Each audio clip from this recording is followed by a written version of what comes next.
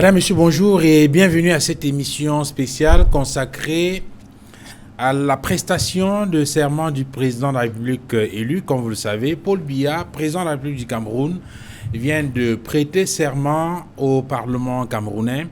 C'est une occasion pour nous de faire un zoom sur le discours qu'il vient de prononcer.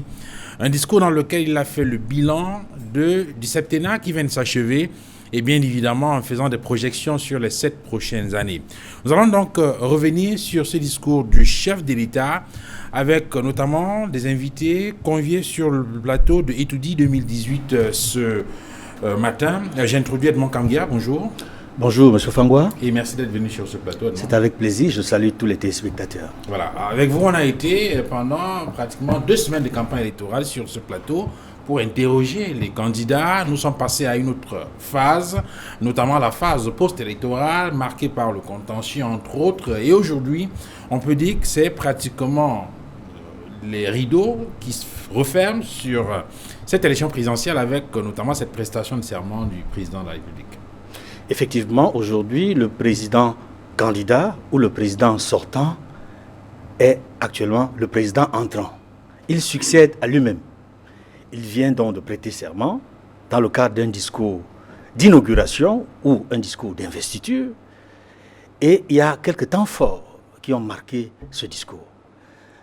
Nous aurons l'occasion de revenir sur ces moments forts de ce discours du président de la République. Merci honnêtement, Kamgia, d'être venu. Vous êtes journaliste et vous travaillez pour le compte de la Nouvelle Expression. J'ai introduit le docteur Étienne Kenfak. Bonjour. Et merci d'être venu sur ce plateau. C'est un plaisir. Voilà, vous êtes enseignant de droit, vous êtes enseignant donc à la faculté des sciences juridiques et politiques de l'université de Douala. Et merci donc d'avoir accepté de venir échanger avec nous dans le cadre de cette émission spéciale Etoudi 2018 qui rentre en gare. Merci également à vous d'être venu. Maître Roland Dio, bonjour. Bonjour M. Fangwa et bonjour à vos milliers d'auditeurs et de téléspectateurs. Voilà, merci donc d'être venu. Vous êtes avocat au barreau du Cameroun, mais surtout sur ce plateau comme militant du MRC, Mouvement pour la Renaissance du Cameroun. En effet. Le parti politique est arrivé 2e à l'élection présidentielle selon les résultats proclamés par le Conseil constitutionnel. Merci Maître Roland Dio d'être venu. J'introduis également Georges Tepemanga, bonjour. Bonjour, Val. Et merci d'être venu. C'est moi qui vous remercie. Je pense que chaque fois que vous aurez besoin de moi, ou que vous avez toujours eu besoin de moi, je manifeste ma volonté. Donc c'est un plaisir d'être là. Bonjour à vos nombreux téléspectateurs, bonjour aux companélistes. Voilà. Vous êtes militant et cadre du RDPC, le Rassemblement démocratique du peuple camerounais, le parti au pouvoir, dont le candidat vient donc de remporter l'élection présidentielle et qui vient donc de prêter serment. Je voudrais préciser que vous avez été plusieurs fois membre de la délégation du comité central chargé de mission, plusieurs fois vice-président des commissions. En tout cas, vous avez été, je me souviens encore en 2013, le premier vice-président de la commission électorale législative. Et pour cette élection, vous étiez, je crois, chargé de mission numéro 4 sur les 18 à l'élection présidentielle.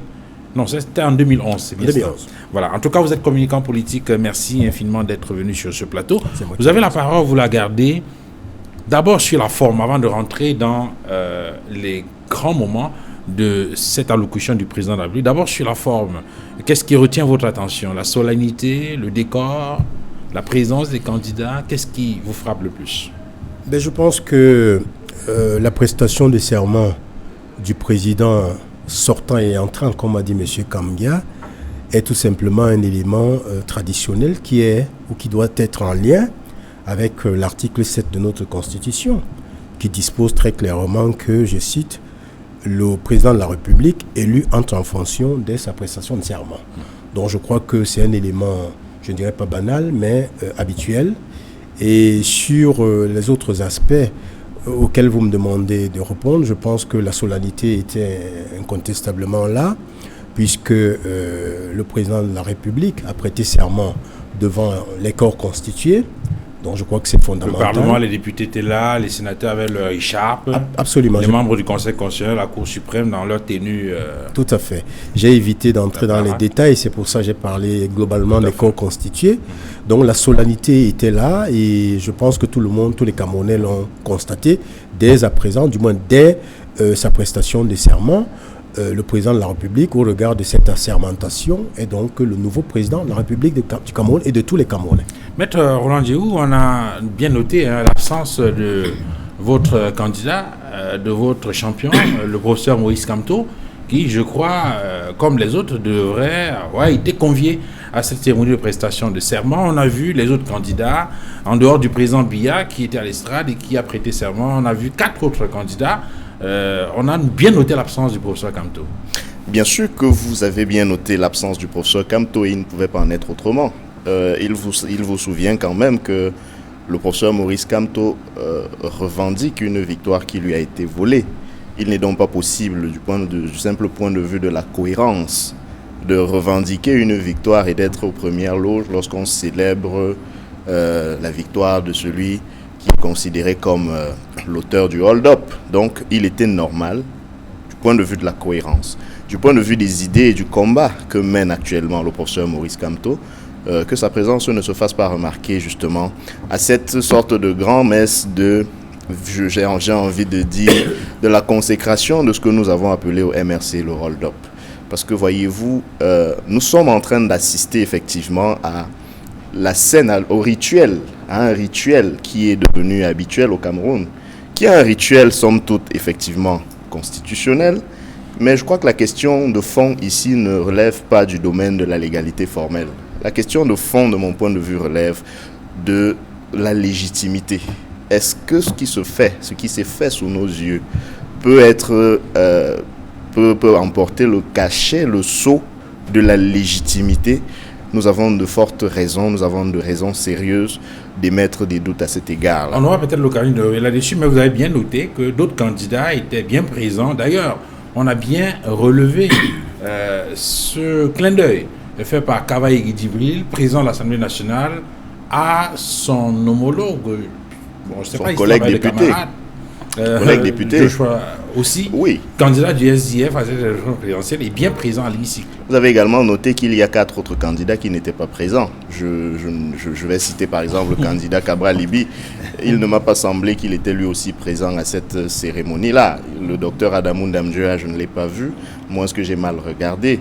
Donc, je crois 3 ou 4 candidats n'étaient pas présents. Donc, le fait de faire la fixation, voyez-vous, sur le professeur Maurice Kamto peut témoigner justement de ce qu'il y a eu une secousse tellurique dans l'environnement politique au Cameroun et que désormais, on ne peut plus faire sans le professeur Maurice Kamto.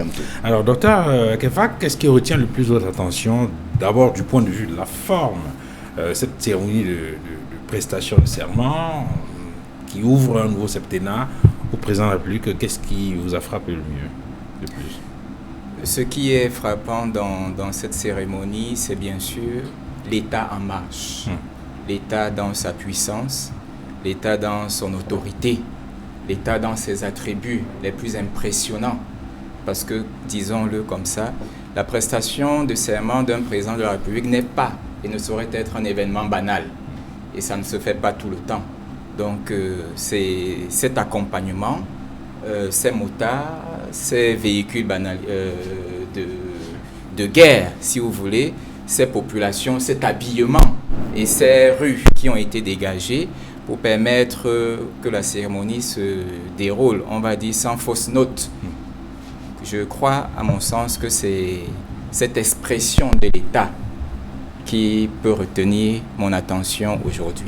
Alors, Edmond Kamgia, pour rentrer maintenant dans le fond de cette allocution prononcée par le président de la République à l'occasion de cette cérémonie de prestation de serment, peut-être pour faire un résumé rapide et rafraîchir un tout petit peu la mémoire avant de rentrer dans le vif du sujet, le président de la République, dès l'entame de son propos, remercie le président de l'Assemblée nationale pour les mots gentils à son endroit et surtout remercie le peuple camerounais qui lui a renouvelé cette confiance, et le chef d'État indique que c'est une grande responsabilité, notamment à travers ce serment, un serment qui a une forte valeur symbolique et qui est d'ailleurs qui a également une valeur d'engagement personnel et irrévocable.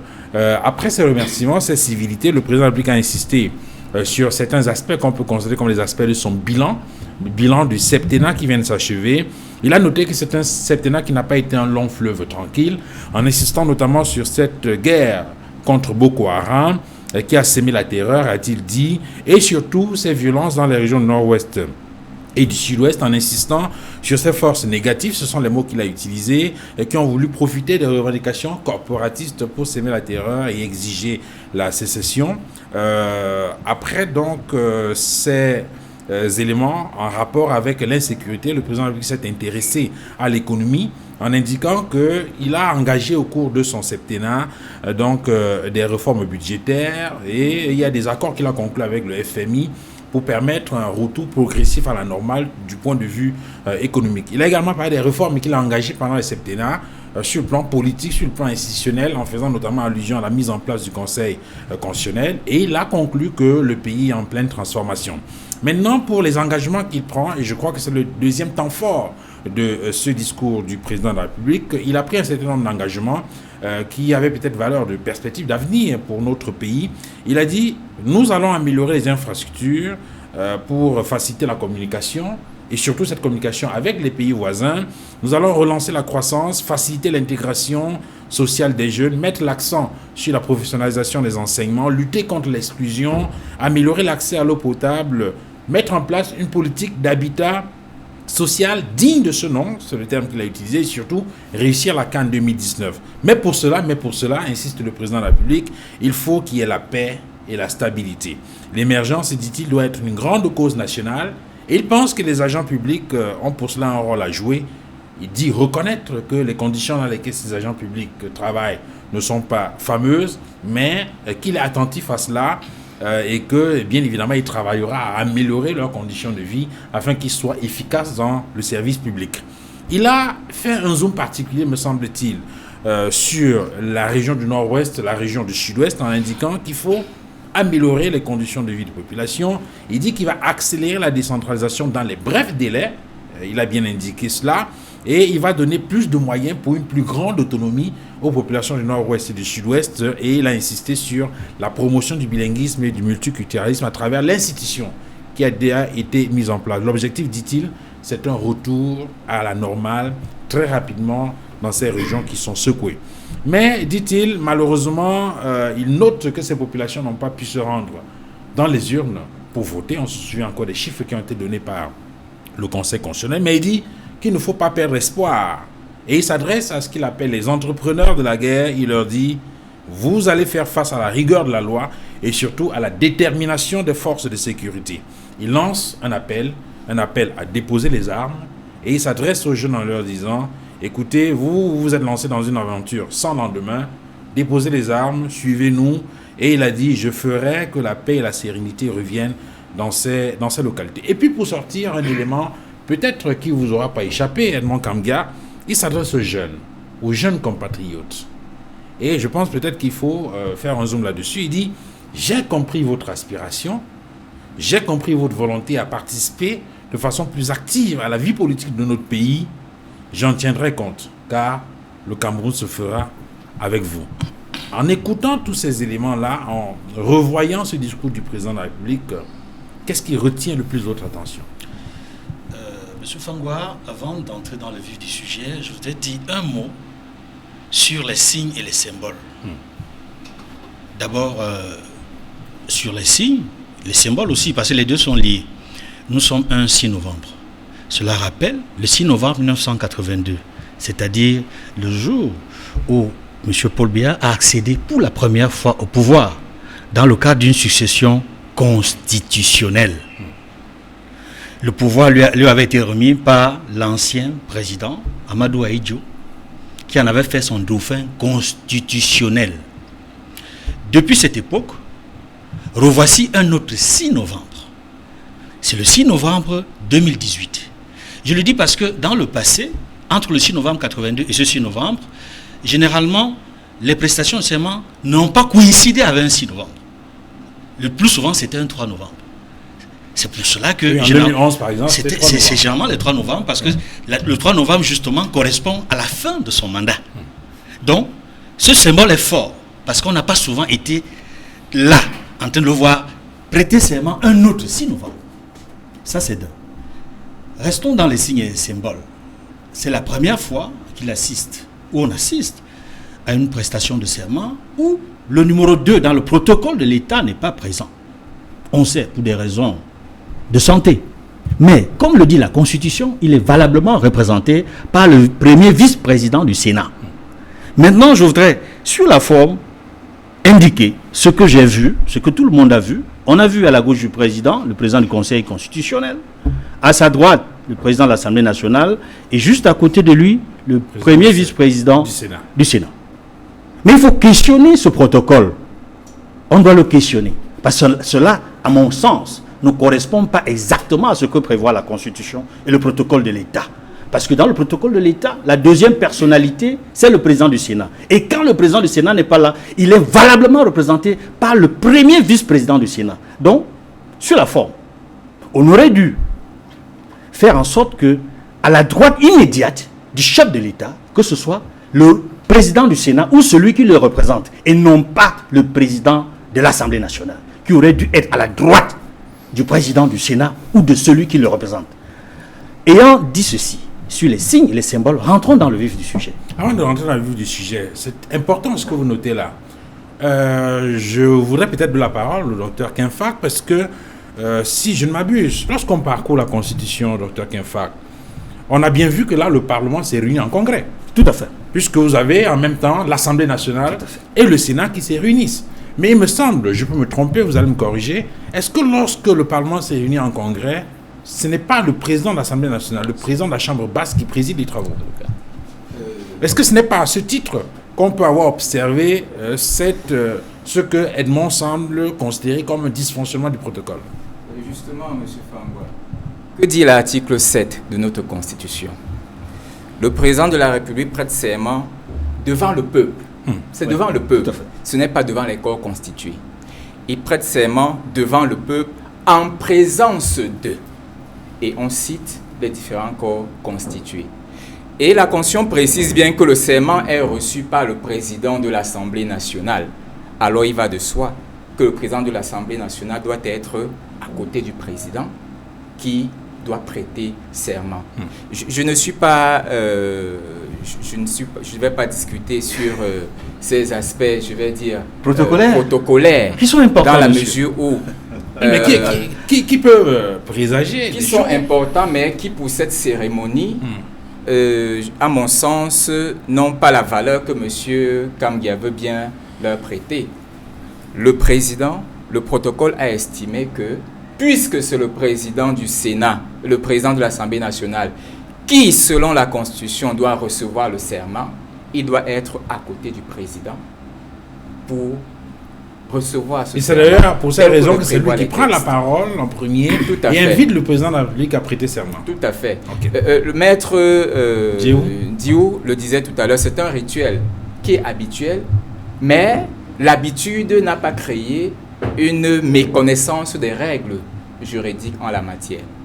Quel est votre avis sur la question, maître Diou? Non, moi, de mon point de vue, je pense qu'il n'y a pas lieu là de crier à une entorse du protocole. Je le dis en regardant M. Kamgia en souriant. Non, je pense que, comme l'a dit le docteur tout à l'heure, la cérémonie de prestation de serment il faut bien qu'elle soit présidée par quelqu'un. Et si on se pose la question de savoir qui préside la cérémonie de prestation de serment, même si c'est en présence des corps constitués, c'est bien le président de l'Assemblée nationale qui préside cette cérémonie. C'est pour cela que c'est lui qui prend la parole, c'est lui qui demande, c'est lui qui donne même la parole au président élu.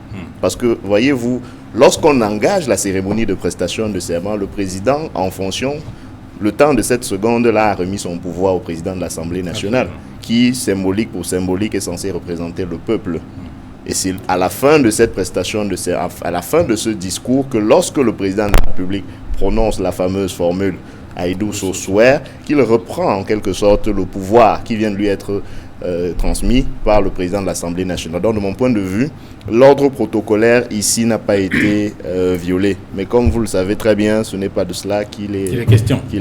Alors, mais je voudrais, avant de redonner la parole à Edmond, mais sinon, Georges Tepemanga, au-delà de cet aspect qui peut être discutable, je vais dire sur la question protocolaire, j'imagine que tous les autres éléments qui ont été évoqués par Edmond dans ce premier geste sont assez pertinents. On a bien observé que le président du Sénat est absent.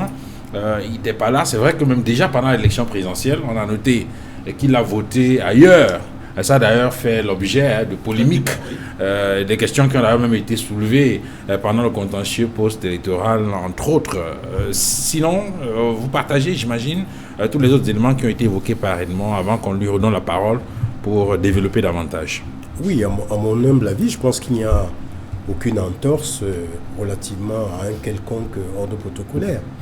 Comme nous le savons tous, le président du Sénat est souffrant, il est malade, il est à l'étranger, mais le Sénat a bel et bien été représenté par son premier vice-président dans la personne Aboubakari Aboubakari, voilà. Mais je crois qu'il faut peut-être évoquer un aspect. Il s'agit plus ici d'une séance solennelle, telle que le dispose l'article 7 de la Constitution. Il s'agit d'une séance solennelle. Donc, je pense qu'en présence, et bien évidemment, la prestation de serment s'est déroulée en présence des corps constitués que nous avons évoqués ici.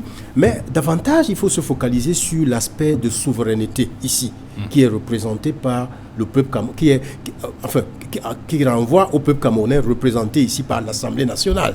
Et c'est en cela que l'article 2 de cette Constitution, effectivement, dit que la souveraineté nationale appartient bel et bien au peuple camerounais qui l'exerce, soit par l'intermédiaire du président de la République, soit par l'intermédiaire du Parlement, par la voie référendaire. Donc, le président de l'Assemblée nationale, je crois qu'il était à sa place et il a joué son rôle. Et pour autant, le Conseil constitutionnel a bel et bien été représenté. Il ne fallait pas, à mon sens, il fallait bien que quelqu'un puisse présider cette cérémonie, comme ça a été dit précédemment. Et en l'occurrence, il s'agit ici du président de l'Assemblée nationale. Donc qu'il soit assis sur la droite de son Excellence le président de la République, je crois que c'est tout à fait à son honneur. Écoutez, alors sur la... Oui, je voudrais dire un mot avant de rentrer dans le vif du sujet, parce que c'est une question essentielle et j'interpelle les constitutionnalistes, j'interpelle les politologues sur cette question de fond. Parce que nous sommes passés d'un parlement monocaméral à un parlement bicaméral. On n'a pas suffisamment, au moment de la rédaction du texte ou de la mise en œuvre et de l'agencement dans le protocole, tenu compte d'un certain nombre de paramètres. C'est pour cela que je mets sur la table cette question. Absolument. Et vous avez raison parce qu'on a très souvent observé dans les cérémonies officielles qui avait justement un problème. On prend par exemple la cérémonie des vœux. La cérémonie des vœux. On a souvent remarqué que juste après le président de la République, c'était le président de l'Assemblée nationale. Qui avait tendance à remettre le vœu avant le président du Sénat, qui protocolairement a le droit de remettre le vœu avant le président de l'Assemblée nationale. C'est un questionnement important. C'est une polémique qui revient très souvent. Mais à côté de cela, on a aussi observé, on a souvent interrogé quelques sénateurs ou quelques membres du Parlement sur la manière dont fonctionne justement ce bicaméralisme-là. Et on a eu le sentiment qu'effectivement, il y avait encore un certain nombre de choses à régler. Notamment au niveau de la navette parlementaire, le passage des textes d'une chambre à une autre.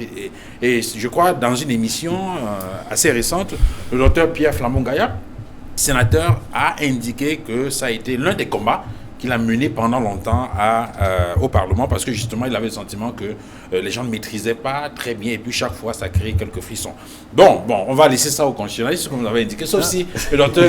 C'est une question importante. De dire quelques mots là-dessus, parce qu'il ne faut pas que l'on ait l'impression que on s'est retrouvé là le jour du serment et on s'est dit, on va faire comment, qui préside la cérémonie. Bon, monsieur le président de l'Assemblée nationale présidé. Non, il ne s'agit pas de ça. On est dans une cérémonie particulière. Ce n'est pas le défilé du 20 mai, ce n'est pas les vœux au président. On est dans la prestation de serment. Absolument. Et la Constitution a organisé cette cérémonie. En disant bien que celui qui préside cette cérémonie, c'est le président de l'Assemblée nationale. D'accord. Pourquoi lui? Parce que l'Assemblée nationale, au niveau du Parlement, est celle qui représente le peuple. Et c'est devant le peuple que le président et non pas au Sénat. C'est important. Il faut qu'on soit clair. Je pense qu'il y a une polémique qui vient d'être créée, une nouvelle polémique. Vous dites que l'Assemblée nationale représente le peuple. C'est le Parlement qui représente le peuple. Ce n'est pas l'Assemblée. Non. C'est le Parlement. Non. Le Parlement est bicaméral. Attention. Attention, le Parlement je crois qu'on va avec Non, je pense qu'on va Edmond, Edmond. Edmond. Sinon, on va s'éterniser. Non, on va sortir. C'était une question de forme. Je voulais qu'on évacue. Je voulais qu'on soit d'accord. Non, on évacue sur cette question de forme. Non, Edmond. De toute évidence, on ne va pas être d'accord. Donc je crois qu'on Non, on va être d'accord. En fait, je crois que nous ne devons pas patauger dans une quelconque confusion. Nous savons très bien que, effectivement, comme il a dit tout à l'heure, nous sommes passés à un régime monocaméral, à un régime bicaméral. Mais le Parlement, c'est quoi? Le Parlement, c'est deux structures. L'Assemblée nationale et le Sénat. Tout à fait. Sauf que l'Assemblée nationale représente le peuple, alors que le Sénat, lui, représente les collectivités territoriales. Il ne faut pas faire de confusion. Donc, le débat est clos. Le débat n'est pas clos. Bon, en tout cas, on aura l'occasion. Au sens protocolaire, le débat n'est pas clos. Je n'enlève pas la capacité au président de l'Assemblée nationale à diriger, à présider cette cérémonie. Mais je dis que mon problème, il est protocolaire. J'ai indiqué dès le début de mon propos que c'est sur le protocole. Oui, on va laisser ce débat. C'est essentiellement sur le protocole. On aura l'occasion de revenir avec des personnes peut-être un peu mieux outillées. Maître Roland, il n'est pas tout à fait d'accord avec moi. Mais il faut qu'on avance, parce que ce qui nous réunit davantage, c'est cette prestation de serment. C'est vrai que sur la forme, c'est intéressant. Vous êtes avocat et vous le connaissez mieux, vous le savez mieux que moi. Il faut d'abord la forme avant d'entrer dans le fond. Ouais. Mais maintenant qu'on a... Le fond n'est rien sans la forme. Maintenant qu'on a évacué, je crois qu'on peut avancer. Sur la question, lorsque le président de la République, vous avez écouté ce qu'il a dit, qu'est-ce qui le plus a retenu votre attention dans le message qu'il adresse, ce tout premier message à la nation au moment où il prend la parole en tant que président de la République élu? Alors, merci de me donner la possibilité de m'exprimer sur le fond du discours. Alors, je dois rappeler que lorsqu'on était le 6 novembre 1982, c'est-à-dire lorsque le président de la République prêtait serment pour la première fois, je n'étais pas né. Et des prestations de serment ont eu lieu entre cette date-là et celle d'aujourd'hui, et il y a une chose qui est constante. Ce qui est constant, c'est que nous sommes en réalité dans la démocratie du slogan et du verbe.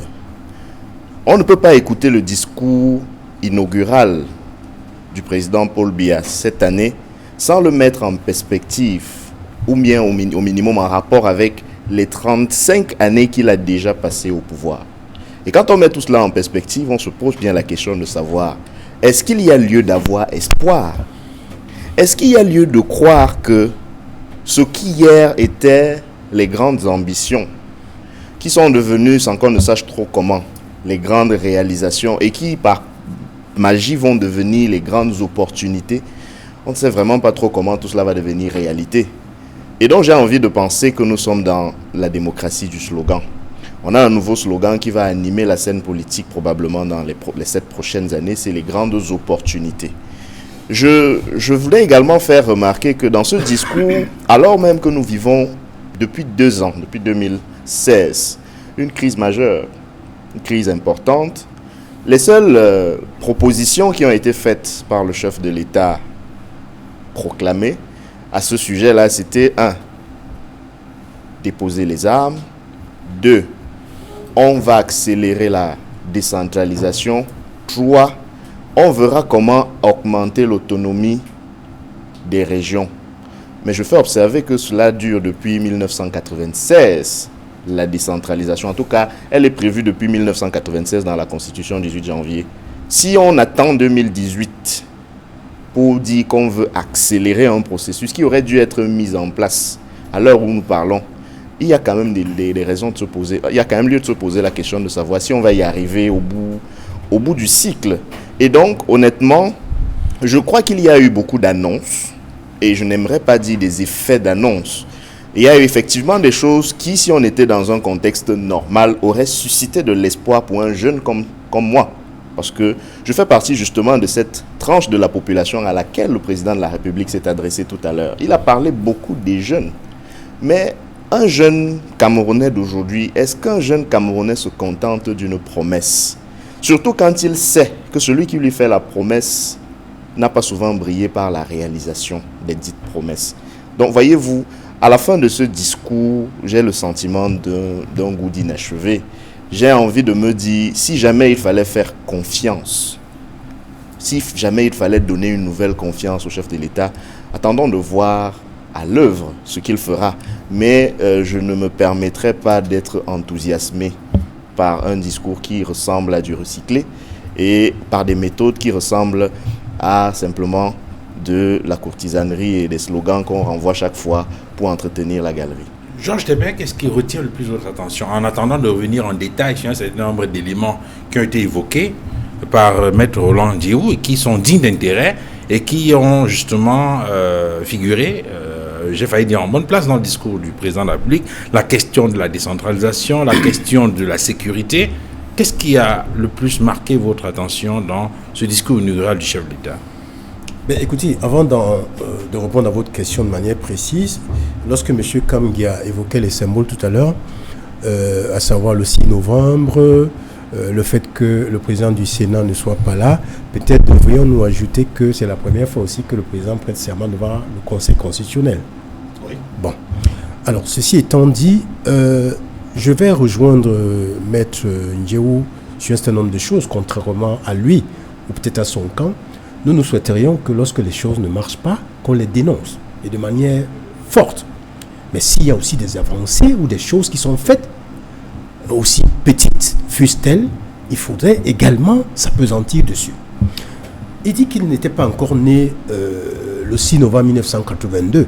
Contrairement à lui, moi j'étais déjà né. C'est peut-être pour ça qu'il n'a pas beaucoup d'espoir. Mais l'espoir fait vivre. Même lorsque les choses n'avancent pas, il y a un principe, c'est qu'il faut d'abord et toujours garder espoir. Parce que sans espoir, c'est la mort totale.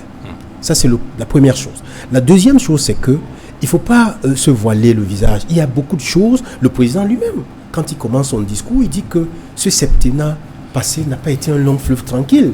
Donc, je crois qu'il y a là comme une espèce de modestie, d'humilité à reconnaître que nous aurions pu mieux faire. Mais ça n'a pas été fait. Donc, mais pour aller dans le sens de ce que vous indiquiez tout à l'heure, je pense que le président de la République, c'est un vœu ardent qui me tient à cœur. Il a évoqué la jeunesse. Pour moi, la jeunesse n'est pas toujours synonyme de compétence. Elle peut l'être, elle peut ne pas l'être. La compétence se trouve dans toutes les tranches d'âge. Aussi bien chez les, j'aime pas beaucoup le mot, je dirais pas les vieux, mais les plus âgés que les moins âgés. Mais il y a un phénomène qui, moi, personnellement, permettez que je cite ce mot qui est à ISAP, me tient à cœur. C'est qu'il faut renouveler le personnel politique. Il faut changer les visages. Il faut donner confiance à d'autres personnes.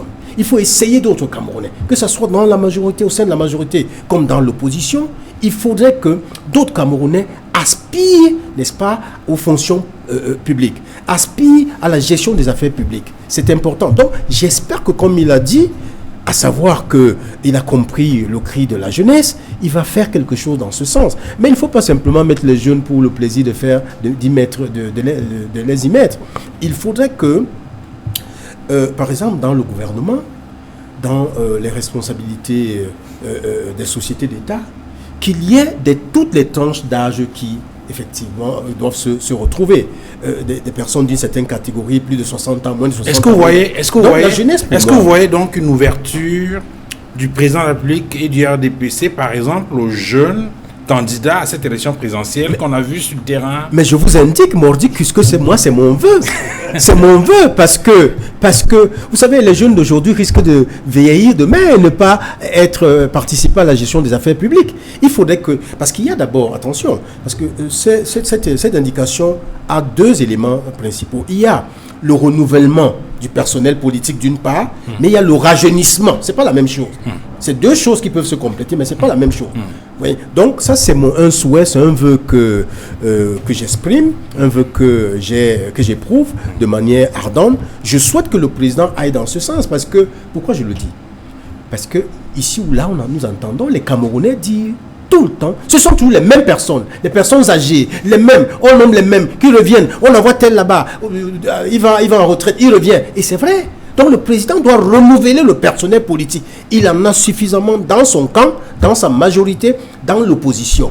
Et moi, je suis pas quelqu'un qui est attaché au manichéisme. De l'autre côté, il y a des mauvais perdants. D'un côté, il y a des mauvais perdants. De l'autre, il y a des bons gagnants. Non. tous les Camerounais valent ce qu'ils valent. Pardon. Donc je crois que aussi bien dans le camp du RDPC et ses alliés que l'opposition et ses alliés, il y a des bons et des moins bons. Okay. Et nous sommes une communauté nationale, nous devons nous apprécier, nous devons nous côtoyer pour effectivement nous apprécier suffisamment. Donc moi je ne suis pas dans ce manichéisme là où il faut tout voir, n'est-ce pas, de mal en mal, je veux dire, d'un côté et de l'autre. Non, il y a de la ressource dans l'opposition. Dans tous les autres partis, je ne veux pas faire des fixations. On en a besoin pour la construction nationale. Si le président décidait que dès la prochaine formation du gouvernement, il appellerait le MRC, ça serait une bonne chose. Nous sommes des Camerounais, nous sommes des Africains, nous avons notre mode de pensée, nous avons notre manière de fonctionner, la solidarité. Et laissons ces histoires de tiraillement. Alors, on revient en détail sur cet aspect-là, parce que visiblement, ça retient l'attention, l'adresse à la jeunesse. Edmond Kamgia, tout à l'heure, vous étiez sur le point de développer sur les faits marquants au-delà des signes et des symboles que vous avez évoqués, sur les traits forts ce message du président de la République à la nation. Oui, d'abord il a fait un constat sur le plan sécuritaire, politique, social et économique. Et on l'a vu, il a développé un peu point par point les éléments concernant les infrastructures, la jeunesse, l'éducation et autres. Mais je voudrais m'appesantir sur un des points saillants de ce discours, c'est sur la crise qui sévit dans la région du nord-ouest et du sud-ouest. Oui. J'observe que le chef de l'État, au niveau des éléments programmatiques, a été, j'allais dire, un peu flou. Il n'est pas discret, il n'est pas précis, il n'annonce pas ce qu'il va faire. Alors que c'est un sujet préoccupant. C'est d'autant préoccupant que l'ensemble de la communauté internationale, notamment les États qui l'ont félicité après sa réélection, ont mis l'accent sur la crise dans les régions du nord-ouest et du sud-ouest. Et je constate que son discours sur la question consiste tout simplement à dire à nos frères et sœurs du nord-ouest et du sud-ouest, c'est de ne pas perdre espoir. Votre destin est dans la République. Et ce que je trouve inadéquat ou inapproprié dans un contexte comme celui-ci, c'est le discours martial qu'il a tenu vis-à-vis des entrepreneurs de la guerre. C'est l'expression qu'il a utilisée. Ouais. Des entrepreneurs de la guerre. Face à la rigueur de la loi, la détermination des forces de sécurité. Autant il est dans son rôle quand il le dit, mais le contexte n'est pas approprié pour ce type de discours. J'estime que dans un cadre de discours d'investiture, et lorsqu'on sait l'impact politique, social et économique de la crise depuis 2 ans dans les régions du nord-ouest et du sud-ouest, on sait que les enfants ne vont plus à l'école du tout. On connaît l'impact socio-économique. Il y a plus de 7000 emplois de perdus dans cette zone. Toutes les entreprises, la plupart des entreprises ont fermé dans le nord-ouest et dans le sud-ouest. Il y a presque plus d'âmes qui vivent dans ces régions-là. Et la dernière, et c'est le plus grave, c'est le fait que le chef de l'État n'ait pas parlé de l'actualité dans la région de Bamenda. Pour faire allusion à cette dizaine d'enfants qui ont été enlevés, on ne sait par qui. Je pense qu'il aurait dû commencer son discours sur les régions du nord-ouest et du sud-ouest en exprimant sa compassion vis-à-vis des familles concernées par ces enfants qui ont disparu la veille de l'investiture et de dire que l'État va tout faire pour retrouver ces enfants. Parce que ça me rappelle un peu les enfants de Chibok, il y a 4 ans, un 14 avril 2014 au Nigeria. Et on sait que quand le président Muhammadu Buhari a pris ses fonctions, le premier mot, outre Boko Haram, c'était de tout faire pour retrouver les enfants de Chibok. Et là, les 3/4 des enfants de Chibok ont été retrouvés au Nigeria. Et le chef de l'État n'a dit aucun mot sur ces enfants. Et on sait que c'est des enfants de 4 ans, 6 ans. Ça, c'était un point important. Restons sur la crise anglophone. Pour dire qu'il n'a donné aucun délai, on se serait attendu à une expression qu'il a pourtant si souvent utilisée lors des discours du 31 décembre. Le dialogue. Parce que c'est ce qu'on attend aujourd'hui. Le peuple camerounais et même les pays amis ont parlé de dialogue. Et un dialogue inclusif. Donc il n'y a pas d'éléments programmatiques précis. Il n'y a pas de délai, pas de date, ni pour la crise anglophone, ni pour les problèmes sociaux, politiques et économiques, qui sont des défis à relever dans le cadre du septennat qui commence ce jour. Donc ce sont des interrogations qui méritent d'être mises sur la table avant qu'on avance. Alors on fait le tour pour recueillir d'abord les avis, ensuite on revient en détail sur ces éléments-là Vous avez insisté sur Georges Tepe, vous avez insisté sur le clin d'œil que le président de la République a fait à la jeunesse. Lui, il insiste sur, j'ai failli dire entre guillemets, la vacuité du programme du président de la République en ce qui concerne la gestion de la crise dans le nord-ouest et dans le sud-ouest. On va de la parole au Dr Kinfack pour dire qu'est-ce qui a retenu le plus son attention. Et donc, après avoir fait le tour, on verra donc sur quel élément zoomer pour la suite de cette émission. Oui, Duval, par rapport à ce discours, un discours de circonstance et un discours circonstancié à cause des événements que nous avons connus et que nous connaissons encore. Je vais vous le dire vraiment sincèrement, la chose qui me marque par rapport à ce discours, c'est lorsque le président parle des agents de l'État qui ont des difficultés par rapport à leur environnement de travail et qu'il envisage la perspective de l'amélioration de ces conditions. Monsieur Fangwa, je me sens interpellé et j'ai envie d'espérer, parce qu'apparemment, il n'y a plus que l'espoir qui devrait nous encourager dans notre pays. J'ai envie d'espérer que l'enseignant d'université que je suis ne sera plus demain en train juste de faire un sacerdoce, mais que véritablement, le cadre de travail va être amélioré. Parce que pour moi, par rapport à ce discours, un président, le jour de sa prestation de serment, fait toujours un discours. Je me suis amusé un peu à regarder le discours du 3 novembre 2011. Et je dois vous dire que l'innovation n'est pas vraiment au rendez-vous cette fois-ci. Peut-être parce que c'est un président qui est là depuis 35 ans. Et peut-être aussi parce que les défis auxquels doit faire face le Cameroun n'ont pas changé. Et par conséquent, on attendrait toujours que le président dise comment il entend relever ces défis. Donc, je n'ai pas beaucoup trouvé, en dehors de cette chose qui me tient à cœur, qu'il y avait une grande innovation. Alors, messieurs, je vous propose qu'on s'arrête sur 3 éléments qui ont été évoqués sur ce plateau. Le clin d'œil fait aux jeunes. Comment il faut comprendre ce clin d'œil que le président de la République fait aux jeunes? Comment est-ce qu'il faut percevoir cela? Quels peuvent être les mécanismes qui peuvent mettre en place pour mieux valoriser cette jeunesse-là et permettre que cette jeunesse puisse de façon efficiente donc à la construction nationale? Ce sera le premier axe. Le deuxième axe, ce sera sur la protection du sud-ouest. Le président de la République indique qu'il va prendre un certain nombre de mesures pour donner un peu plus d'autonomie aux populations nord-ouest et du sud-ouest. Alors, comment est-ce que cela peut se faire? Quels vont être les mécanismes? Quels vont être les leviers les meilleurs pour permettre effectivement d'obtenir ces résultats-là? Ce sera le deuxième axe. Et puis le troisième axe, bien évidemment, c'est ce que vous avez indiqué, Dr Kinfack, c'est sur la question des conditions de vie et de travail des agents publics, si on peut dire de façon simple comme ça, qui doivent être des moteurs de cette croissance-là et qui, aujourd'hui, n'ont pas encore tout ce qu'il leur faut pour pouvoir participer de manière efficiente à la construction de notre pays. Et donc, Maître Roland Diougou, on commence par cet aspect-là en rapport avec la jeunesse. Georges Tepe indiquait tout à l'heure qu'il faut croire. Il faut croire. Il s'adresse à cette jeunesse, il dit qu'elle pense, enfin, il dit qu'il pense à cette jeunesse-là, qui est le fer. Bon, il n'a pas dû le faire dans la nation. Il le dit souvent. Mais en réalité, il pense que le Cameroun ne peut pas se construire sans cette jeunesse. De votre point de vue, comment faut-il concevoir ou appréhender cette vision du président de la République en rapport avec la promotion ou la contribution de la jeunesse à la construction de la nation? Alors, M. Fangwa, dire qu'on ne peut pas construire un pays sans la jeunesse, ce n'est pas une vision, c'est un truisme.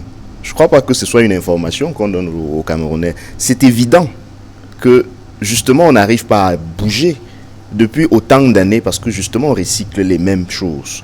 Pas seulement les mêmes hommes, mais les mêmes choses. Il a donc enfin compris, le président? Je ne sais pas si, maintenant, je ne sais pas s'il a enfin compris. Et je vais emprunter à la lecture qu'a fait le docteur tout à l'heure, quand il dit qu'il ne voit pas beaucoup d'innovation entre le discours de 2018 et le discours de 2011. J'aurais aimé convoquer également le discours de 2004 et celui de 97 et 92 pour dire qu'on entend déjà depuis un peu trop longtemps la même chose.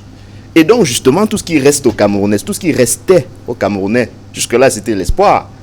Mais le coup de grâce vient d'être donné. Il n'y a plus espoir, M. Tepe, n'en déplaise. Est-ce qu'il est possible de faire autrement? Le président de la République, lorsqu'il le dit, on pense quand même à tout ce qu'on a vu pendant la campagne électorale. il y a eu comme un regain d'engouement chez les jeunes, notamment pour ce qui concerne les questions politiques. On a vu beaucoup de jeunes se mobiliser dans des meetings de campagne électorale. C'est vrai que beaucoup aussi ne sont pas beaucoup inscrits chez les électeurs, mais on a vu qu'ils étaient très actifs et on a vu pendant la période lorsqu'on rediffusait, lorsqu'on montrait en direct le contentieux post-électoral, ils étaient nombreux ces jeunes dans les rues, devant le poste téléviseur, en train de regarder. Et donc, du coup, il y a eu comme un regain d'engouement. Est-ce que tout cela n'a pas amené le président de la République à faire un peu plus attention, à se dire, cette jeunesse-là me parle, il faut que je l'écoute? Moi, je commence par indiquer que la nouvelle approche des jeunes par rapport à la politique, je ne suis pas sûr qu'on puisse mettre ça au crédit du chef de l'État. Je ne suis pas sûr. Vous avez observé que la machine politique qui a porté le chef de l'État ne nous a pas montré beaucoup de jeunes. Par exemple, l'équipe qui était autour du candidat Biya n'avait pas non plus beaucoup de jeunes, c'était du recyclé. Donc, quand je dis que le coup de grâce a voulu être donné, c'est que justement, ces jeunes qui se sont mobilisés dans la campagne électorale, c'est parce qu'ils pensaient à notre Cameroun. C'est parce qu'ils ont voulu justement tourner la page de 36 ans de recyclé. Et justement, le coup de grâce leur a été donné par l'ECAM et le Conseil constitutionnel. C'est pour cela que je dis qu'aujourd'hui, ceux qui ont de l'espoir, comme nous, parce que je rassure M. Ntepe, j'ai de l'espoir, mais je n'ai pas de l'espoir en M. Biya.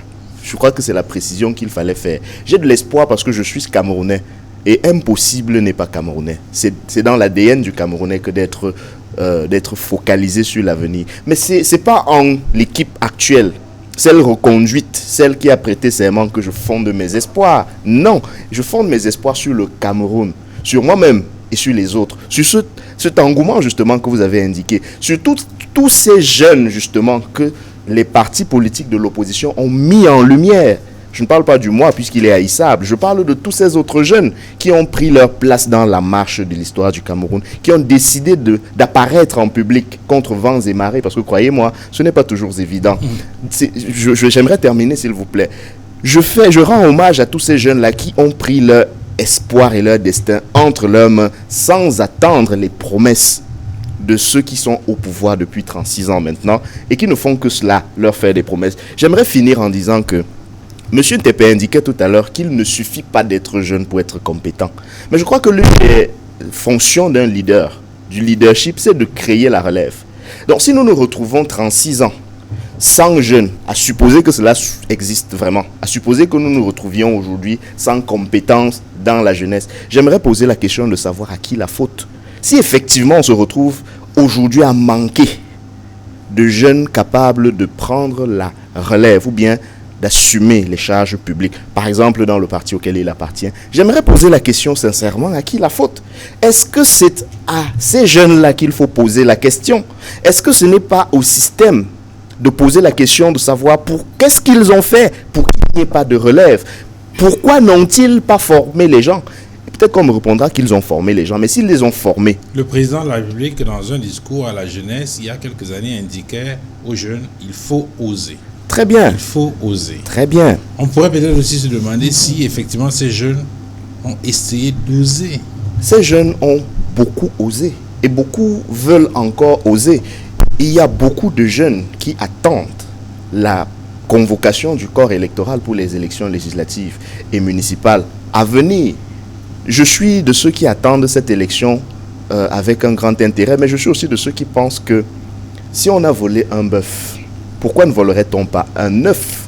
Et c'est à cette jeunesse-là que j'invite le président à penser quand il maintient en fonction, maintient en vigueur un système électoral verrouillé, justement qui vole les derniers espoirs qui pouvaient rester encore aux Camerounais. L'espoir d'oser, c'est de dire à un Camerounais qu'il peut devenir maire, qu'il peut devenir député, qu'il peut même devenir président de la République. Mais lorsqu'il y croit, lorsqu'il entend le président de la République le lui dire et qu'il décide justement de s'investir dans la scène politique et qu'il se rend compte qu'on peut lui voler son suffrage sans avoir honte en mondovision, alors il y a les raisons de penser que l'espoir n'est pas ce qu'on veut donner aux gens. Docteur Kinfax, sur la question de la place de cette jeunesse-là, on a quand même remarqué que pendant cette élection présidentielle, tout à l'heure je parlais de ces jeunes, très présents dans les meetings politiques des candidats, On a également vu ces jeunes qui accompagnaient certains candidats à l'élection présidentielle, mais surtout ces jeunes qui, je vais dire quoi, qui non seulement étaient présents dans les états-majors des formations politiques, mais qui se sont intéressés aux questions, qui s'intéressaient aux questions politiques. On parlait de ce contentieux post-électoral qui a été très couru. Lorsque vous écoutez Maître Roland Diou, il semble indiquer que l'engouement qu'on aura observé durant cette présidentielle peut retomber avec les résultats de l'élection présidentielle qui n'ont visiblement pas valorisé entre griffes la jeunesse. C'est une appréhension que vous partagez? C'est possible. C'est possible que cette appréhension tombe. Parce que lorsqu'on parle des jeunes, lorsque le président parle des jeunes, de quels jeunes s'agit-il? S'agit-il des jeunes comme M. le Maître Ndiaye ou des jeunes comme moi ou des jeunes comme vous? S'agit-il de ces jeunes que vous indiquez avoir assisté au meeting? Ou alors s'agit-il de ces quelques jeunes justement qui ont osé? Ces 3 jeunes de moins de 40 ans qui étaient candidats à cette élection présidentielle, s'agit-il de ces jeunes-là qui ont osé? Parce que je ne pense pas que le président connaisse ces milliers de jeunes qui, à moto ou bien sur, je sais pas, à pied, ont couru les différents meetings pour telle ou telle raison. Parce qu'il faut qu'on le reconnaisse quand même, Monsieur Fangwa, il faut qu'on le reconnaisse. Dans le bureau de vote où j'ai voté le 7 octobre, 370 inscrits. Nous étions 134 votants. Où sont les personnes qui étaient inscrites? Où sont les jeunes qui avaient la responsabilité d'aller dans l'isoloir et de faire un choix? Quels sont les jeunes dont le président parle?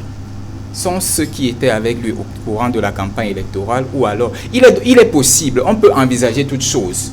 Mais moi je voudrais croire, parce que je suis quelqu'un qui aime avoir de l'espoir, je voudrais croire que non, peu importe ce qui s'est passé, l'ouverture des nouvelles inscriptions en janvier va amener les jeunes à se dire « mais nous avons vu quelque chose, nous avons senti quelque chose ». Il y a peut-être moyen de revivre encore l'espoir qui peut-être semblait perdu et nous allons nous inscrire. Et cette fois-ci, pour ceux qui ne s'étaient pas inscrits, nous irons exprimer notre choix dans les urnes. Et à cause de ça, j'ai envie de penser que la perspective de Maître Ndiaye ne sera pas suivie et que les jeunes véritablement vont décider d'oser, parce que c'est vraiment le seul moment.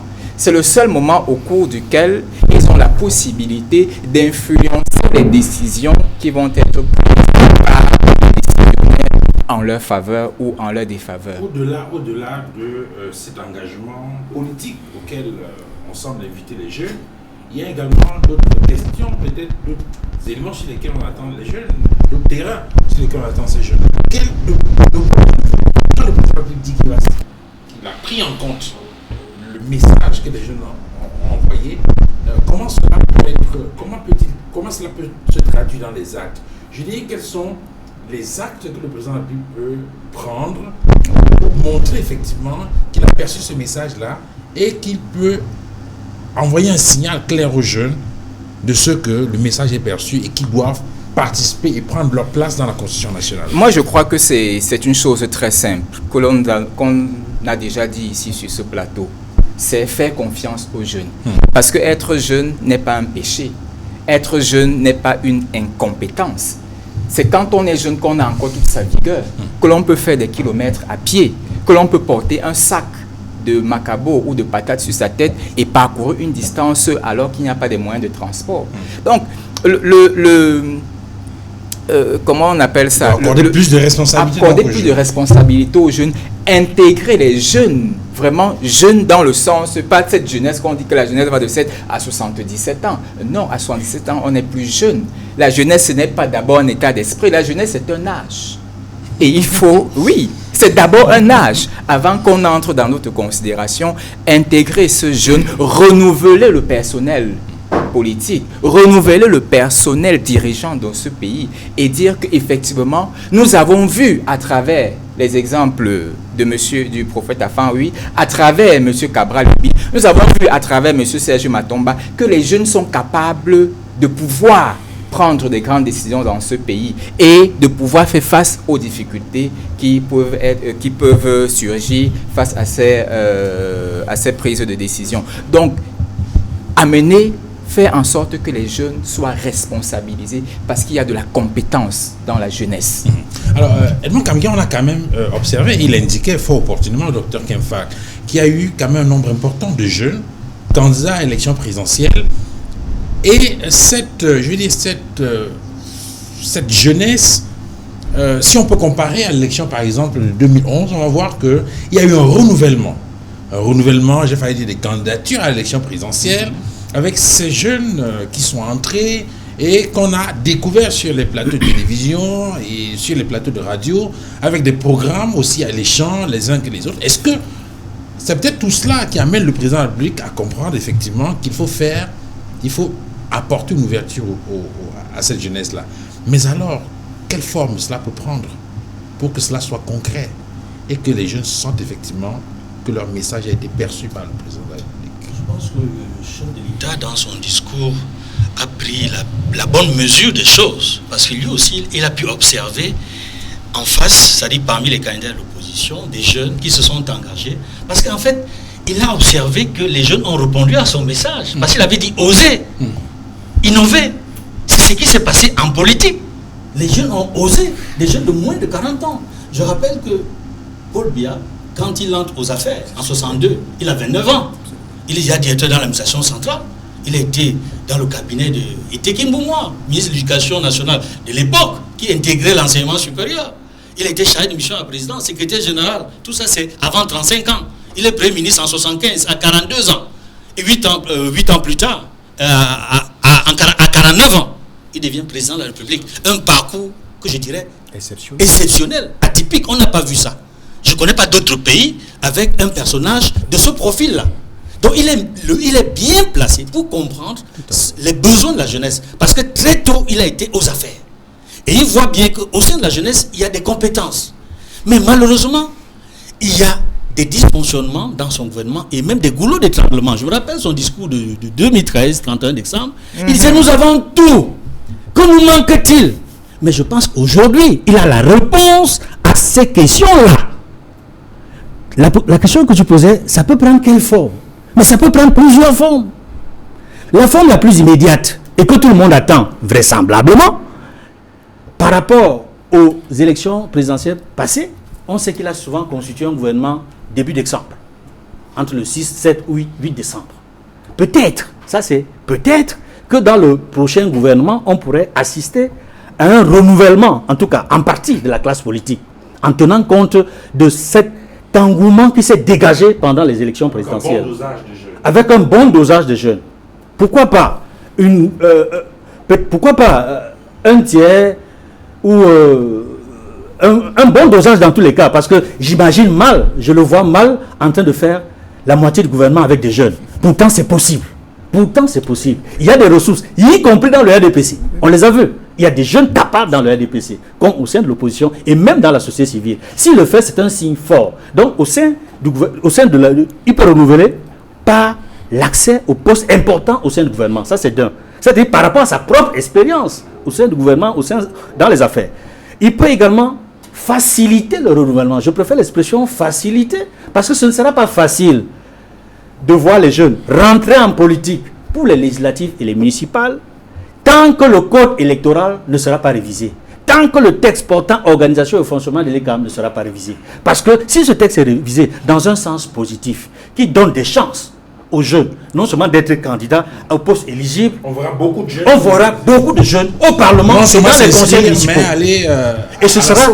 Et je pense que quand j'ai écouté aujourd'hui, avant le discours du chef de l'État, il y a eu le mot, l'allocution du président de l'Assemblée nationale. Il y a une partie qui m'a intéressé. Lorsqu'il a cité Yves Mourouzi, qui en juillet 90, Radio Monte Carlo, demandait à Paul Biya qu'est-ce que vous auriez aimé que votre peuple garde de vous comme souvenir. Il avait dit, j'aimerais qu'on retienne de moi l'image de celui qui a apporté la démocratie et la prospérité. Et je peux vous dire, s'il entreprend ces mesures-là, en ayant un scrutin à 2 tours aux élections présidentielles, même aux législatives, on aura beaucoup de jeunes au Parlement. Un bulletin unique, des jeunes qui s'impliquent avec l'âge électoral de 18 ans, une biométrie intégrale, je pense qu'on aura une bonne proportion des jeunes qui vont entrer en politique. Ça, c'est l'aspect politique. Il y a d'autres aspects sur le terrain social et économique. Il y a la question des emplois. Les jeunes aujourd'hui diplômés, professionnels, parce qu'on a reformé l'enseignement. Il y a même un ministère de l'enseignement professionnel. Mais pourquoi ça ne débouche pas? Pourquoi est-ce que les jeunes n'ont pas de métier? Et j'ai lu, j'ai parcouru tous les programmes des candidats, notamment ceux de l'opposition, le MRC, le SDF, le Cabral Libi et autres. J'ai pu faire des synthèses et je me rends compte que Paul Biya gagnerait à tirer profit des programmes des candidats des partis de l'opposition. Ce n'est pas une faiblesse. Dans les centres de métiers, ça de faire en sorte que ceux qui n'ont pas fait des études universitaires puissent apprendre des métiers, puissent être accompagnés par l'État. Lorsqu'on a parcouru effectivement les programmes, c'est formidable si on applique ces programmes-là. Il y a beaucoup de propositions intéressantes et ça par rapport à la question de l'emploi, notamment, oui, pour permettre que les jeunes puissent avoir accès à l'emploi. Il faudrait que le chef de l'État fasse quelque chose pour l'emploi des jeunes et qu'il puisse, dans la mesure du possible, parce que la terre ne ment pas, la terre ne trompe pas. Et son prédécesseur avait expérimenté l'expérience de Sodenkam, l'expérience des pionniers de développement de Yabassi, de Konjo. L'État peut accompagner des jeunes comme des pionniers de développement. Et ces jeunes-là deviennent demain des capitaines d'industrie. C'est possible. Beaucoup de choses sont possibles encore en matière agricole, dans l'agroalimentaire. Bien, le président de la République a dit dans son discours qu'il pense que il va veiller à consolider les acquis, il va poursuivre les réformes budgétaires. Les finances saines, dit-il, sont une condition sine qua non pour l'attractivité. On voit un clin d'œil aux investisseurs étrangers et surtout peut-être aux partenaires nationaux, notamment dans le privé. Mais il dit attention, il y a des changements sur le plan international qui peuvent perturber le mouvement et faire allusion notamment au protectionnisme, à l'isolationnisme, qui peuvent être des obstacles au développement économique, notamment des pays émergents. Et c'est pour rester sur ce que vous avez indiqué, hein. Il a quand même noté qu'on va subir les effets de changement climatique, mais il faut continuer à travailler sur la transformation agricole, améliorer le stockage. Il y a l'industrie qui a besoin d'énergie. Il faut exploiter tout le cours d'eau disponible. Il y a des centrales solaires qui vont être développées en zone rurale. Ça peut être donc des éléments qui vont permettre de relancer l'industrie, de relancer l'agriculture, bien sûr, en faisant une ouverture beaucoup plus importante à ces jeunes qui ont besoin de trouver du travail, se sentir en confiance et contribuer effectivement à la Constitution nationale.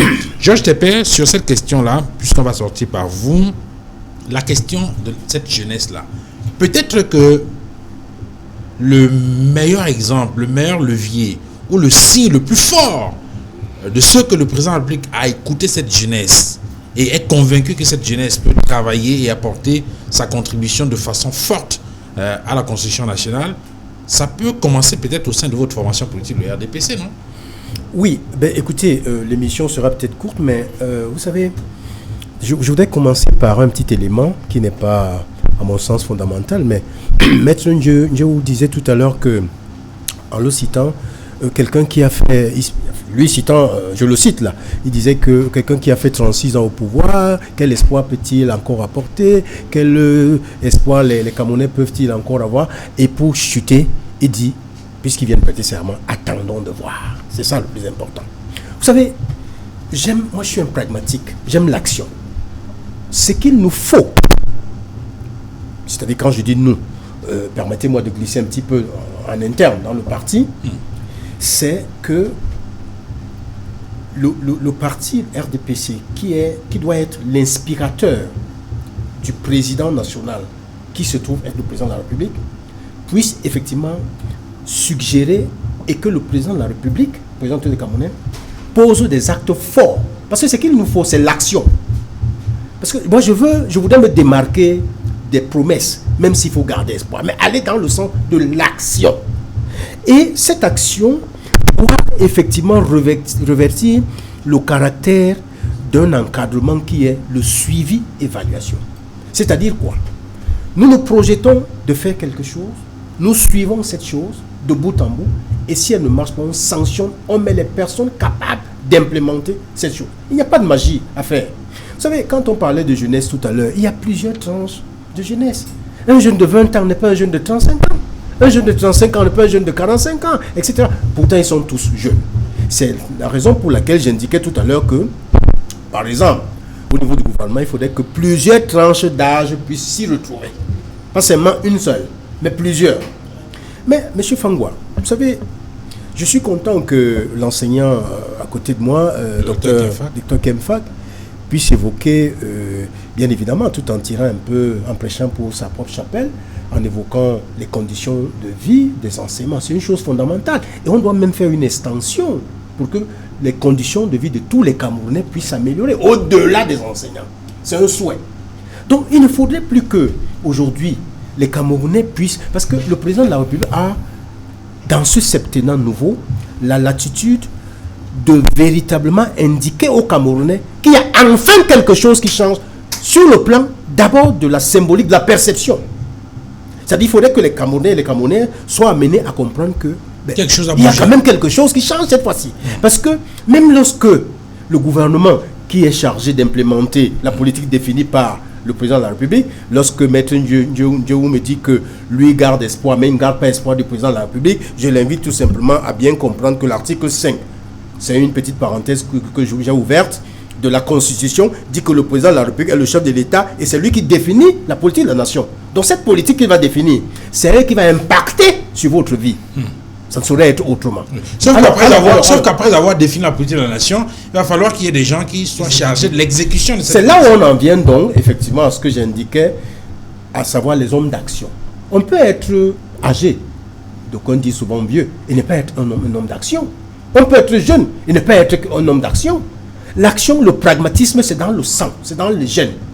Et c'est pour cela qu'une fois que quelqu'un est désigné pour mener une action, s'il ne la conduit pas au bout, il faudrait qu'elle soit sanctionnée, tout simplement, qu'on prenne les personnes qui sont capables de travailler. Parce que les Camerounais ont besoin de résultats. Je vous donne un exemple.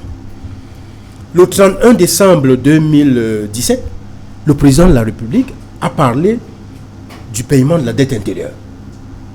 Mais nous connaissons beaucoup de Camerounais qui ont des petites et moyennes entreprises. Or, on sait que le tissu industriel, un tissu industriel fiable, doit être constitué de petites et moyennes entreprises. Au moment où je vous parle, j'en connais plusieurs qui ne sont pas encore payés. Regardez depuis quand le président de la République a demandé que la dette intérieure... Et je connais quelqu'un qui a perdu sa femme, qui se rendait tout le temps à Yaoundé par avion. Elle a pris un bus, elle est partie d'ici pour Yaoundé, elle est décédée, arrivée même à Yaoundé. Or, son époux attend un prestataire qui a travaillé avec l'Union européenne, c'est son entreprise, je ne fais pas de publicité, qui a contribué à électrifier les villages comme Bangou, Baham. Mais jusqu'aujourd'hui, il pleure. Il est dans une indigence terrible. Je vois comment ses employés sont éparpillés à gauche et à droite. Il faudrait que la parole soit suivie de l'action, de l'acte. Et là, vous rejoignez la préoccupation du docteur Kemfak, parce que le président de la République a parlé tout à l'heure, dans le message, il dit il faut qu'il y ait la paix et la stabilité, certes, mais il dit l'émergence doit être une cause nationale. Et pour cela, il a attiré l'attention des agents du service public qui ont un rôle moteur à jouer. Absolument. Et qui ont un rôle central moteur. Donc ça veut dire qu'effectivement, l'un des leviers les meilleurs pour que les choses s'accélèrent, c'est cette fonction publique. Le président de la République, j'en sors, puisque les autres doivent prendre aussi la parole. Il faudrait, si j'étais un des conseillers du président, je lui aurais suggéré de faire une évaluation depuis qu'il a pris fonction en 82. De sorte que ministère après ministère, que vous avez le sentiment qu'il a direction générale après direction générale, qu'on fasse une évaluation pour savoir qu'est-ce qui a été fait, qui a fait quoi, qui n'a pas fait quoi. Parce que le président, de par son âge, c'est un patriarche pour nous, c'est un patrimoine. Et il doit être une source pour tous les Camerounais au-delà de toutes les chapelles. On doit s'en inspirer. Mais non, quand il disait tout à l'heure que je ne pense pas qu'il y aurait un autre Camerounais qui aurait un parcours exceptionnel comme le sien. Alors, donc, pour finir, le président est entré dans les rouages de l'État à 29 ans. Ce que la nature vous donne, vous devez également le donner aux autres. Et je crois qu'il mérite de renouveler, de rajeunir le personnel politique. Alors, mais si on a encore deux sous-thèmes à développer rapidement, je voudrais qu'on s'arrête rapidement sur l'élément qui a été évoqué par le docteur Kemfak tout à l'heure. Vous nous avez servi une excellente transition, Georges Tépé, en indiquant le rôle moteur que doivent jouer les agents publics, notamment la fonction publique, dans l'implémentation d'un certain nombre de politiques qui devraient amener au développement de nos nations. Roland Ndiou, votre candidat, le professeur Maurice Kamto, a fait, des propositions très intéressantes en ce qui concerne la question du fonctionnement de la fonction publique, parce que, semble-t-il, c'est au niveau de cette fonction publique que se trouve la véritable difficulté. Peut-être pas vous demander de revenir sur ces propositions-là, mais comment est-ce qu'un meilleur service public peut être un levier important de développement dans notre pays. Vous me demandez de donner les conseils au président élu. C'est en fait ce que vous me demandez. J'ai envie de vous répondre en commençant par la chute de M. Ntepe qui parlait du fait d'être du pragmatisme. Et il disait que c'est quelque chose d'inné. Mais je crois que c'est aussi quelque chose de culturel. Peut-être. Et comme on dit, c'est le leadership qui donne l'impulsion. Quand le leadership impulse l'inertie, vous ne pouvez pas attendre de l'administration qu'elle soit autre chose que l'inertie. Nous avons une administration publique qu'il faut saluer. Je ne le dis pas parce que le docteur Kenfak est sur ce plateau. Parce que je le dis parce que au-delà des grandes villes, Douala et Yaoundé, les fonctionnaires camerounais qui sont par exemple dans l'arrière-pays et dans certaines régions, il faut leur tirer un coup de chapeau, parce que ce n'est pas toujours facile. Une fois que j'ai dit cela, je reviens sur la question de la performance de l'administration publique. Voyez-vous, vous aurez beau faire les clins d'œil aux investisseurs, à la communauté internationale, etc. Quand votre doing business n'est pas attractif, il n'est pas attractif, full stop. Vous pouvez dire ce que vous voulez. Si au Cameroun, on ne peut pas créer une société en 24 heures ou 72 heures, soyons modestes, vous n'allez pas attirer les investisseurs. Si au Cameroun, on ne peut pas avoir ce que nous autres appelons la sécurité juridique et la sécurité judiciaire, vous ne pouvez pas attirer les investisseurs. Et ça, ce sont des questions qui s'adressent justement à cette administration publique-là, l'administration publique de la justice. Par exemple, voyez-vous, est-ce qu'on peut dire que la justice camerounaise est exempte de reproches ? Est-ce qu'on peut dire que le cadre juridique qui organise la justice des affaires au Cameroun est exempt de tout reproche? Je ne pense pas. On voit, et moi qui suis praticien, je vois chaque jour comment des gens peuvent se faire spolier leurs avoirs. Absolument. Simplement parce qu'il y a d'autres personnes qui se disent bien placées et qui peuvent vous arnaquer et être impunis, peut-être même vous narguer après. Il y a peut-être un élément que vous ne soulignez pas, c'est la question de la corruption. J'en viens. Et sur cette question de la corruption, on a entendu votre candidat, le professeur Kamto, et d'ailleurs certains candidats indiquer qu'il faut travailler sur l'amélioration des conditions de travail, par exemple des magistrats. Je l'ai dit à l'entame de mon propos, j'ai dit qu'il faut commencer à saluer ces fonctionnaires-là qui font bien leur travail. Et j'ai insisté sur ceux qui sont dans l'arrière-pays. Parce que eux, ils ont des conditions encore plus difficiles. Donc, personne au Cameroun de normalement constitué ne peut soutenir autre chose que l'amélioration des conditions de vie des fonctionnaires. Mes parents me rappelaient souvent que avant les multiples dévaluations, ils avaient à peu près 3 fois ce qu'ils gagnent aujourd'hui comme salaire. Le minimum serait qu'on essaye de voir si on peut au minimum doubler cela pour éviter qu'il y ait de l'inflation, ne pas aller trop vite. Mais moi je voulais dire que il faut effectivement la perception même de la fonction publique. Je ne peux pas me permettre de terminer ce temps de parole que vous me donnez, M. Fangwa, sans indiquer que la préfectorale, c'est aussi le service public. Et nous sommes en train de voir que on n'a pas tiré vraiment les leçons de notre passé récent. Parce que si nous voulons que les Camerounais osent, si nous voulons que les jeunes osent, et qu'en même temps, on utilise la préfectorale pour brimer, pour confisquer des libertés qui sont pourtant des libertés constitutionnelles, pour confisquer des libertés qui sont mises en œuvre par des gens qui agissent de manière pacifique et qui le disent et qui le montrent. Comment voulez-vous effectivement que les gens osent dans un tel environnement? Comment voulez-vous que les gens perçoivent qu'il y a un signe qui veut aller vers le changement? Je voulais faire allusion à la question des je ne fais pas seulement allusion, je le dis et je le dis clairement. Je dis clairement que c'est aussi à cela que sert la fonction publique. Elle doit être à la place qui est la sienne, c'est-à-dire neutre et impartiale. Elle ne doit pas se contenter d'autoriser les marches des camarades de M. Ntepe, qui parfois sont simplement des marches pour dire, j'ai vu une image sur les réseaux sociaux, je crois à Bouddha, où une dizaine de personnes marchaient avec une pancarte et ils disaient merci à Chantal Biya pour la route. Mais je suis heureux de voir ça. On est un pays de liberté, peut-on me dire, lorsqu'on voit une telle image. Mais dans la même région de l'Ouest, on a vu la soldatesque qui a choisi de réagir autrement lorsqu'il y avait d'autres marches d'un parti politique de l'opposition. Voyez-vous, il faut que les fonctionnaires et tous les fonctionnaires, chacun en ce qui le concerne, chacun à son niveau, sachent que la République nous appartient tous et que la liberté d'aller et de venir, qui est une liberté fondamentale, le droit à l'intégrité physique. Voyez-vous, on est dans un pays où les forces de l'ordre n'ont pour seul outil d'encadrement d'une manifestation que la matraque. Ce n'est pas sérieux. Très bien. Alors, Dr. Kefa, pour revenir à ce sujet-là, peut-être rapidement, les autres pourront donner un certain nombre d'explications sur comment obtenir une fonction publique beaucoup plus efficiente. On a insisté sur le fait qu'il faut booster, je vais dire quoi, il faut rebooster cette fonction publique. Ils ont insisté sur la question de la revalorisation. On a entendu beaucoup de candidats, beaucoup de cette élection présidentielle insister sur le fait qu'il faut améliorer les salaires. Certains ont parlé doublement du salaire de la fonction publique. J'imagine que ce sont des propositions qui ont retenu votre attention. Et lorsque le président de la République revient là pour indiquer ces agents du service public travaillent dans des conditions difficiles et qu'il est en train de penser à eux, certainement que vous dites, voilà, au top à pic. Enfin, oui, on peut dire ça comme ça. Vous savez, quand on parle de performance, c'est vrai qu'il y a cet aspect de la valorisation, de la revalorisation du traitement du personnel de l'administration publique en général. Mais vous avez mis le doigt dessus. Quand cette performance est d'abord gangrénée par quoi? Par la corruption. Par la corruption.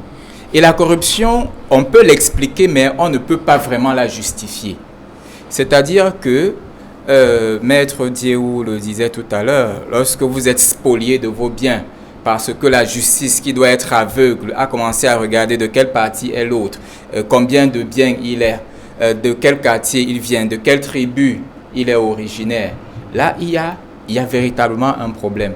Donc, à mon sens, ce que nous devons faire en ce moment, c'est comprendre que l'État doit fonctionner comme une entreprise. Ailleurs, on l'a compris. C'est-à-dire, l'État doit s'inscrire dans la performance. C'est notamment l'essence même du passage d'un budget de moyens à un budget programme. L'État doit définir des objectifs, l'État doit définir les moyens d'atteindre ces objectifs, l'État doit donner les indicateurs de performance, l'État doit se rassurer que ces objectifs ont été atteints. Un ministère, c'est un service, il a une feuille de route. Les différentes personnes qui travaillent dans un ministère sont des personnes qui doivent produire un rendement. Et dès le moment où on estime que, ok, on revalorise ce salaire, mais on ne fait pas comprendre à ceux qui travaillent que vous avez un rendement à produire. Vous avez une performance qui doit être mesurée et mesurable. De telle manière que l'on puisse dire que ici, ce ministère a été effectif ou alors a produit à tel nombre de pourcentages. C'est par exemple la délégation provinciale, la délégation régionale de l'enseignement supérieur a progressé de telle ou de telle manière. Donc, l'amélioration des conditions de travail doit s'accompagner également de cette philosophie de la performance que nous avons insérée dans le budget programme, mais qui doit également accompagner les hommes que nous sommes. Parce que, M. Fangwa, je suis fier d'être enseignant d'université, malgré les conditions. J'ai choisi ce métier. Je ne suis pas tombé là-bas parce que, oh, qu'est-ce que je vais faire? Et donc, il y a d'abord cette envie-là, même comme les conditions ne sont pas aussi intéressantes au jour d'aujourd'hui, dans l'espoir que le président va mettre en œuvre la promesse qu'il a faite aujourd'hui, parce que M. Tepe le disait, et j'ai aimé ce mot, le temps est à l'action et non pas aux promesses. Nous n'attendons plus de promesses. Les promesses ont été faites. En 2011, le président a promis dans son discours que la décentralisation sera accélérée et notamment que l'on va mettre sur pied les régions. Nous attendons encore. Alors, mais si on fait un dernier tour de table avant de retrouver la CRTV où visiblement les choses s'accélèrent au palais de l'unité. La deuxième partie de cette cérémonie de prestation de serment. Le dernier tour de table va porter sur la question de la sécurité dans la région nord-ouest du Sud. Est-ce que vous allez préciser votre pensée, Edmond Kamgia, dans ce dernier tour de table? Vous avez indiqué tout à l'heure qu'il faut effectivement que le président de la République montre un peu plus de fermeté, un peu plus de sérieux dans la politique qu'il entend mettre en place pour résoudre la question de la crise anglophone. Vous ne compreniez pas pourquoi, en même temps qu'il parle d'accélérer la décentralisation et de trouver des solutions, qu'en même temps utiliser un langage martial. Tout à fait. J'estime que le chef de l'État, dans un contexte comme celui-ci, doit montrer son apathie. Vous savez, nos frères du Nord-Ouest et du Sud-Ouest ont beaucoup souffert depuis 2 ans de cette crise. Il est important pour lui de les rassurer. Et le premier élément d'assurance, c'est de leur dire à nos frères et sœurs du Nord-Ouest et Sud-Ouest, je vous ai compris. Je comprends vos souffrances et vos peines. Je viens vers vous d'annoncer son arrivée à Boya et à Bamenda. Ça, c'est d'un. De deux, d'annoncer la possibilité pour ses frères de se retrouver, de discuter, de consolider, de confirmer par exemple l'initiative du cardinal Christian Toumi. C'est là une opportunité de dire la rencontre. J'ai vu toutes les initiatives qui ont été prises en faveur de l'apaisement. Nous les prenons à notre compte et nous allons encourager par exemple l'initiative du cardinal Toumi visant à rassembler les frères et sœurs de cette région-là de manière à trouver des solutions générales pour faire avancer les solutions dans cette crise. Que nous sommes partie prenante des solutions politiques et pacifiques sur cette question-là. Alors, Georges Tépé, rapidement pour sortir, sur la question de la crise anglophone, le président de la République a indiqué qu'il va accélérer la mise en place des réformes pour la décentralisation et l'autonomisation réelle de ces régions, levier important de son point de vue pour régler cette crise anglophone. Oui, c'est une priorité. Je pense que la Constitution, effectivement, dispose que le président de la République doit défendre l'intégrité et l'unité nationale, notamment. Et je crois donc que s'il y a une partie de notre pays, n'est-ce pas, qui est malmenée, le président de la République doit envoyer des signaux forts.